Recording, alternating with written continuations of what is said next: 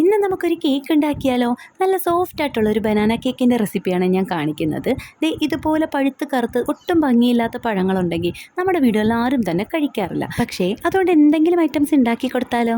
അവരതറിയാതെ കഴിക്കുകയും ചെയ്യും. ഞാൻ കൂടുതലും റോബസ്റ്റ പഴം കൊണ്ടാണ് കേക്ക് ഉണ്ടാക്കാറ്. ദേ ഇതിപ്പോൾ ആദ്യമായിട്ടാണ് നേന്ത്രപ്പഴം കൊണ്ട് ഉണ്ടാക്കി നോക്കുന്നത്. ഇതിനു വേണ്ടി 3 പഴുത്ത പഴം മിക്സിയുടെ ജാറിൽ കുറച്ച് പഞ്ചസാരയും കൂടെ ചേർത്ത് നല്ല പേസ്റ്റ് പോലെ നരച്ചെടുക്കുക. ഇനി ഒരു പാനിലേക്ക് ആവശ്യത്തിന് ഓയിലും 2 മുട്ട പൊട്ടിച്ചൊഴിച്ചതും അതിലേക്ക് പൊടിച്ച പഞ്ചസാരയും കൂടെ ചേർത്ത് നല്ലതുപോലെ ഒന്ന് മിക്സ് ചെയ്തെടുക്കുക. ഇനി നമ്മൾ അരച്ചു വെച്ചിട്ടുള്ള ബനാന പേസ്റ്റും പിന്നെ മൈദ, ബേക്കിംഗ് പൗഡർ, ബേക്കിംഗ് സോഡ ഇതെല്ലാം ഒന്ന് അരച്ച് ചേർത്ത് ഒന്നുകൂടെ ഒന്ന് മിക്സ് ചെയ്തെടുക്കുക. ഈ സമയത്ത് ബാറ്റർ നല്ല തിക്കായിട്ടാണ് ഇരിക്കുന്നതെങ്കിൽ കുറച്ച് പാല് ചേർത്ത് കൊടുക്കുക. അതുപോലെ തന്നെ ഒരല്പം വാനില എസൻസും 1 സ്പൂൺ വിനാഗിരിയോടെ ചേർത്ത് കൊടുക്കുക. കേക്ക് നല്ല സോഫ്റ്റ് ആയിട്ട് കിട്ടാനായിട്ടാണ് ഞാൻ വിനാഗിരി ചേർത്തത്. അവസാനം കുറച്ച് കാഷ്നട്ടൂടെ ചേർത്ത് ഒരു അരമണിക്കൂർ ഒന്ന് ബേക്ക് ചെയ്തെടുത്തപ്പോഴേക്കും നമ്മുടെ കേക്ക് നല്ല സോഫ്റ്റ് ആയിട്ട് കിട്ടിയിട്ടുണ്ട്. നിങ്ങൾക്ക് വേണമെങ്കിൽ ഇതിൽ വിപ്പിംഗ് ക്രീമൊക്കെ ചേർത്ത് കഴിക്കാം. പക്ഷെ ഞാൻ ഇങ്ങനെ തന്നെയാണ് കഴിക്കുന്നത്. നല്ല സോഫ്റ്റുമാണ്, അതുപോലെ തന്നെ നല്ല ടേസ്റ്റിയുമാണ്. എല്ലാവരും ഒന്ന് ട്രൈ ചെയ്ത് നോക്കൂ. അപ്പോൾ അടുത്ത വീഡിയോയിൽ കാണാം.